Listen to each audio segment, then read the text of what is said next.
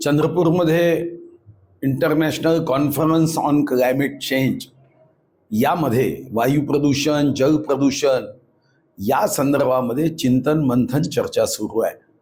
आणि यामध्ये 144 वर्षांनी होणाऱ्या महाकुंभ इथे वर्तमानपत्रांनी छापलेली जी बातमी होती की काही लोकांना कुंभमध्ये स्नान केल्यानंतर स्किन डिसीज झाली आणि त्या माहितीच्या आधारावर मी मत व्यक्त केलं की आपण ज्या ठिकाणी अमृताचा बिंदू आणि म्हणून आपण महाकुंभ करतो, आता आम्हाला पाण्याची क्वालिटी उत्तम ठेवण्याची जबाबदारी ही 84 लक्ष योनीतल्या श्रेष्ठ योनीत जन्म घेतलेल्या मानवाची आहे.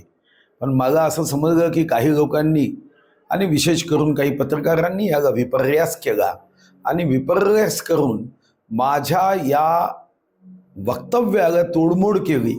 मला वाटतं की या सर्व चॅनल्सनी योग्य दाखवण्याची त्यांच्यावर जबाबदारी आहे.